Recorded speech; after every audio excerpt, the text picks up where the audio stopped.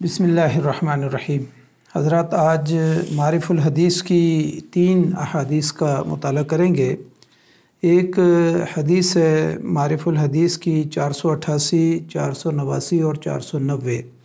और ये बुखारी शरीफ की मतन के लिहाज से, तरतीब के लिहाज से 857, 858 और 863 नंबर अहादीस हैं। इन तीनों अहादीस का मौजू एक ही है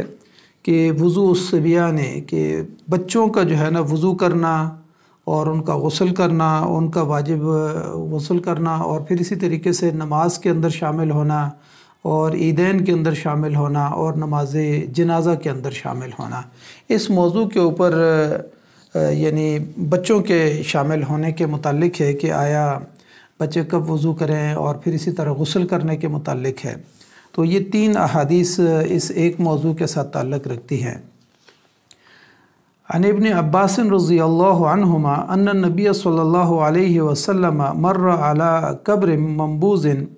फ़अम्महुम वस्वफ़्फ़ू अलैहि, रवाहुल बुखारी। अन अबी सईद अल-खुदरी रज़ियल्लाहु अन्हु अन्न नबी सल्लल्लाहु अलैहि वसल्लम क़ाल अल-गुस्लु यौमल जुमअति वाजिबुन अला कुल्लि मुहतलिमिन, रवाहुल बुखारी। अन इब्न अब्बास रज़ियल्लाहु अन्हुमा वक़द क़ाल लहू रजुलुन शहिदतल खुरूज मआ रसूलिल्लाहि सल्लल्लाहु अलैहि वसल्लम, क़ाल नअम वलौला मकानी मिन्हु मा शहिदतुहु, यानी मिन सिग़रिही। अतल अलम अल्लज़ी इंद दार इब्न सल्ते सुम्मा ख़तबा सुम्मा अतन निसा फ़वअज़हुन्ना वज़क्करहुन्ना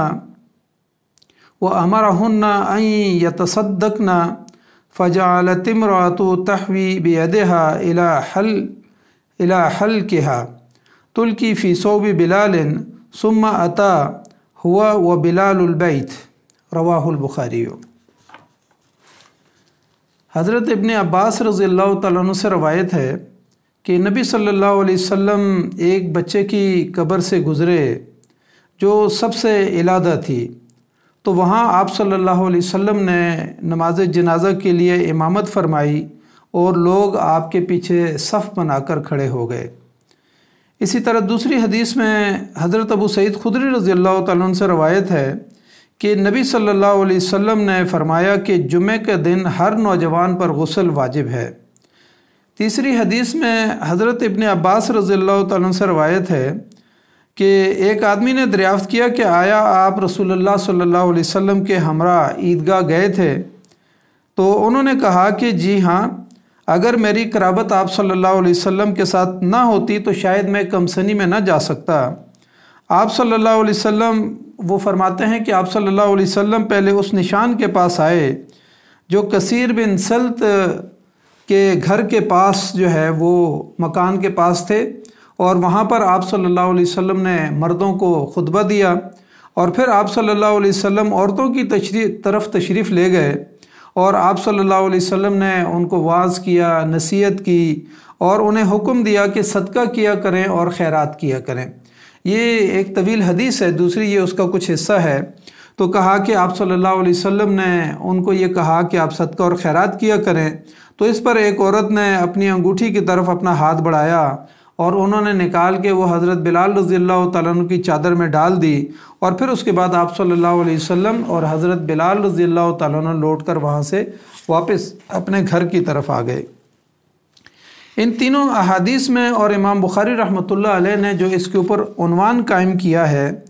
वो ये है कि इस बाब में और भी बहुत सारी अहादीस हैं, लेकिन यहाँ पर हमने 3 अहादीस का इंतखाब किया है। उसमें फ़रमाया, इस बाब में फ़रमाया कि कमसन बच्चों का वज़ू करना, उन पर गुस्ल का वाजिब होना, यानी कब वो गुस्ल वाजिब होगा, और फिर इसी तरीके से ईदैन के अंदर और नमाज जनाजा के अंदर शरीक होना, और बच्चों का भी सफ़ बनाना, ये सारी चीज़ें इसके अंदर शामिल हैं।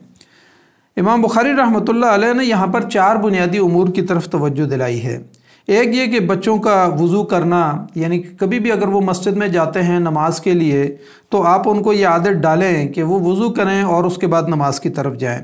दूसरे नंबर पर उन्होंने फरमाया कि बच्चों के ऊपर गुस्ल वाजिब नहीं है, लेकिन इन अहादीस के अंदर ये फरमाया कि गुस्ल जो है वो बुलूगत के ऊपर जो है ना वाजिब है। लेकिन आप बच्चों को सफाई और सुथराई और तहारत और पाकीज़गी सिखाने के लिए आप बच्चों को नहला भी सकते हैं और जुमे वाले दिन भी उनको जो है ना मस्जिद की तरफ ले जा सकते हैं, लेकिन ये लाजिम नहीं है। और इसी तरीके से तीसरी बात ये फरमाई कि जब बच्चे नमाज ईदैन के अंदर या नमाज बाजमात के अंदर या नमाज जनाजा के अंदर शरीक हों तो उनको शिरकत करने की इजाज़त भी दी जाए और सफ़ बंदी जो है ना वहाँ पर की जाए। और चौथी बात यहाँ पर ये फरमाई कि इन तमाम नमाज़ों के लिए, चाहे वो फ़र्ज़ नमाज हो या ईदैन की नमाज हो या नमाज जनाजा हो, तो सफ़ बनाना जो है ना इसके भी हुक्म दिया कि पहले मर्दों की सफ़ होगी, फिर उसके बाद जो है ना बच्चों की सफ़ होगी, और अगर ख़वातीन भी मौजूद हैं तो उसके बाद फिर ख़वातीन की सफ़ होगी। पहली हदीस में ये फरमाया कि हज़रत इब्न अब्बास रज़ियल्लाहु तआला अन्हु फरमाते हैं कि कब्र के पास से नबी सल्लल्लाहु अलैहि वसल्लम गुज़रे तो एक बच्चे की कब्र बिल्कुल जो है ना कब्रिस्तान से अलग थलग थी, तो नबी सल्लल्लाहु अलैहि वसल्लम वहाँ पर रुक गए और आप सल्लल्लाहु अलैहि वसल्लम ने सहाबा इकराम को सफ़ बनाने का हुक्म दिया और इब्न अब्बास रज़ियल्लाहु तआला अन्हु भी उसमें शामिल थे, तो सब ने खड़े होकर जो है ना नमाज जनाजा अदा की। इसका मतलब यह है कि नबी सल्लल्लाहु अलैहि वसल्लम ने ये इशारा किया। अब ये बच्चे के बारे में तो ज़ाहिर बच्चा तो फितरत के ऊपर पैदा होता है और दीन इस्लाम के ऊपर पैदा होता है, बाद में उसके माँ बाप जो है ना उसको या तो मुसलमान कर देते हैं या फिर उसको जो है ना वो यहूदी और नसरानी और मजूसी जो है ना बना देते हैं। तो यहाँ पर चूँकि बच्चा फौत हुआ था तो नबी सल्लल्लाहु अलैहि वसल्लम ने उसकी फितरत के मुताबिक, क्योंकि वो मुसलमान था और इसलिए जो है ना नबी सल्लल्लाहु अलैहि वसल्लम ने वहाँ पर नमाज़ पढ़ाई और सहाबा इकराम ने भी सफ़ बांधी। इसलिए यहाँ ये कहा जा सकता है कि तमाम बच्चों का जनाजा, चाहे वो किसी भी मज़हब के और किसी भी घर के अंदर पैदा हों, अगर बच्चे का जनाजा हो तो वहाँ पर आप जाके उसमें शिरकत कर सकते हैं। दूसरी बात, इस दूसरी हदीस से ये बात सामने आती है कि बच्चों के ऊपर जो है ना गुस्ल वाजिब नहीं है, लेकिन अगर बच्चे बुलूगत की उम्र को पहुंच चुके हैं और वो नमाज जुमा के लिए जा रहे हैं या ईदैन के लिए जा रहे हैं तो उस मौके पे जो है ना गुस्ल करना जो है वो वाजिब हो जाता है। आम बच्चों के ऊपर जो है ना गुस्ल वाजिब नहीं है, लेकिन अगर आप उनको साफ़ सुथरा और मुतहर पाक साफ़ रखना चाहते हैं तो बच्चों की आदत डालें कि वो रोज़ाना नहाएं और फिर ख़ास तौर पर जुम्मे वाले दिन साफ़ सुथरे कपड़े पहन के और नहा के जो है ना मस्जिद की तरफ जाएँ। इसी तरीके से यानी तीसरी हदीस के अंदर इब्न अब्बास रज़ियल्लाहु तआला अन्हु फरमाते हैं कि नबी सल्लल्लाहु अलैहि वसल्लम के साथ मैं ईदैन के लिए जो है ना वो शरीक हुआ और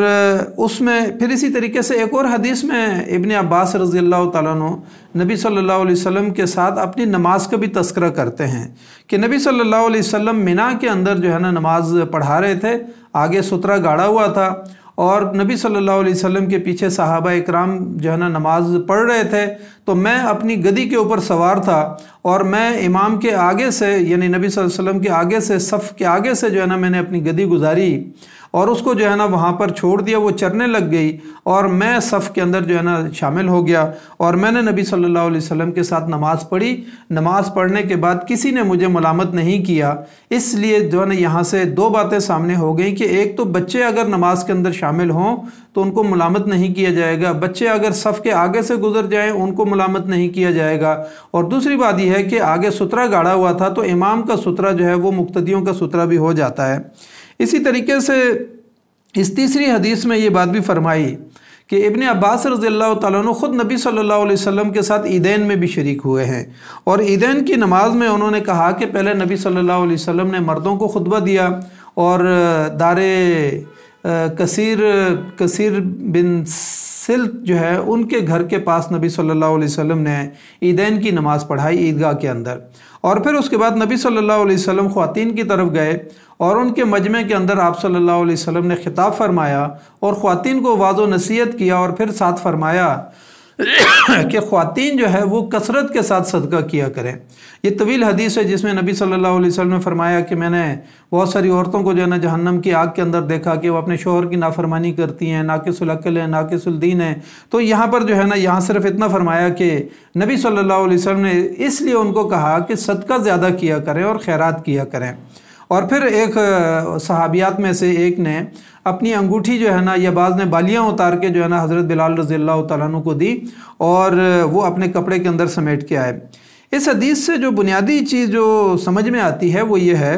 کہ بچوں کو اپنے ساتھ دینی امور کے اندر شامل رکھنا، دینی پروگرامات کے اندر رکھنا، دینی اجتماعات کے اندر رکھنا، ان کو قرآن پڑھانا، احادیث پڑھانا، اور پھر نبی صلی اللہ علیہ وسلم کی سیرت کو پڑھانا، صحابہ اکرام کی سیرت کو پڑھانا، ان کو نماز باجماعت کے اندر لے جانا، جنازے کے اندر لے جانا، عیدین کے اندر لے جانا، اور ان کو پاک اور صاف اور مطہر رکھنا، یہ جو ہے نا بچوں کو عادت ڈالنی ہے۔ اور یہ ماں باپ کی ذمہ داری ہے کہ وہ بچپن میں بچوں کے ساتھ یہ کام کریں، تاکہ بچے بڑے ہو کر نماز اور روزہ اور حج اور زکوٰۃ اور پاکیزگی اور طہارت کو اپنے اوپر بوجھ نہ سمجھیں، بلکہ وہ نماز اور طہارت کے ساتھ ساتھ اپنے جس ماحول میں رہتے ہیں اس کو بھی صاف ستھرا رکھیں۔ ان احادیث سے یہ بات بھی سامنے آتی ہے کہ یہ جو شعبہ اطفال ہے، معاشرے کے بچے ہیں، ان کی تعلیم و تربیت اور ان کی فکری آبیاری اور اخلاق کی اور معاشرے کی جو قدریں ہوتی ہیں، یہ سب سے پہلے ماں باپ کو جو ہے نا سکھانی چاہیے، پھر گھر کے ماحول کو سکھانی چاہیے، جو پورا خاندان ہوتا ہے ان کو یہ قدریں سکھانی چاہیے۔ پھر اسی طریقے سے بچہ جو ہے نا اسکول جاتا ہے تو اسکول کے اساتذہ کو اور ٹیچرز کو جو ہے نا یہ قدریں، امانت داری، دیانت داری، سچ بولنا اور جھوٹ سے پرہیز کرنا، اور معاشرے کی جو قدریں ہیں اور خاندان کی جو قدریں ہوتی ہیں، یہ جو ہے نا اسلام کی قدریں اور شاعر اللہ جو ہے نا ان کو سکھانا، یہ تعلیمی ادارے کا، مسجد اور مدرسے کا کام ہے کہ وہ سکھائے۔ اس کے ساتھ ساتھ جو ہے نا اسٹیٹ کی ذمہ داری بنتی ہے کہ اسٹیٹ جو ہے نا معاشرے کے جو شعبہ اطفال ہے، بچے ہیں، خاندان ہے، اس کے لیے جو ہے نا صحت کا انتظام کرنا، ان کے کھیل کود کا انتظام کرنا، ان کی تعلیم و تربیت کا انتظام کرنا، اور ان کے اخلاق کی تعمیر اور ترقی کرنا، اور اسی طریقے سے جو ہماری معاشرے کی جو دینی جماعتیں ہوتی ہیں ان کا بھی یہ فرض بنتا ہے کہ وہ اپنے اپنے شعبہ اطفال کے اندر یہ کام کریں اور اپنے معصوم بچوں کو اپنے اسلاف کے ساتھ جوڑنے کی کوشش کریں۔ تو یہ وہ چیزیں ہیں جو یعنی والدین کی بھی ضرورت ہے اور والدین کی بھی فرض بنتا ہے، اسی طریقے سے تعلیمی اداروں کا فرض بنتا ہے، اسی طریقے سے دینی جماعتوں کا فرض بنتا ہے، اور اسی طریقے سے اسٹیٹ کا جو ہے نا سب سے زیادہ فرض بنتا ہے کہ وہ بچوں کی اسکل کو جو ہے نا ڈیولپ کریں، ان کے اخلاق اور کردار اور ان کے اندر امانت اور دیانت پیدا کرنا، اور ان کو معاشرے کا ایک بااثر فرد بنانے کے لیے بچپن سے ہی جو ہے نا اس پودے کی جو ہے نا آبیاری کرنا، یہ اسٹیٹ کی بھی جو ہے نا ذمہ داری بنتی ہے۔ تو ان احادیث سے یہ بات ہمیں سمجھ میں آتی ہے۔ تو اللہ تعالیٰ سے ہم دعا کرتے ہیں کہ اللہ تعالیٰ ہمیں نبی صلی اللہ علیہ وسلم کی ان احادیث کے اوپر عمل کرنے کی توفیق عطا فرمائے، اور اپنے نونہال بچے جو ہیں ان کی حفاظت اور ان کی فکری آبیاری۔ لیکن آج دوسری طرف ہم دیکھتے ہیں کہ ہمارے معاشرے میں بچوں کے ساتھ کتنا ظلم ہوتا ہے کہ ان کو نوکریوں پہ لگا دیا جاتا ہے، کاروبار میں لگا دیا جاتا ہے، ان سے بھیک منگوائی جاتی ہے، معاشرے میں بچوں کو قتل کر دیا جاتا ہے، معاشرے میں بچوں کو اغوا کر دیا جاتا ہے۔ تو یہ اسٹیٹ کی ذمہ داری بنتی ہے ان تمام امور کے اوپر وہ توجہ دے۔ اللہ تعالیٰ سے دعا کرتے ہیں کہ اللہ تعالیٰ ہمیں بھی اپنی ذمہ داریاں ادا کرنے کی توفیق عطا فرمائے۔ جزاک اللہ خیر۔ السلام علیکم ورحمۃ اللہ وبرکاتہ۔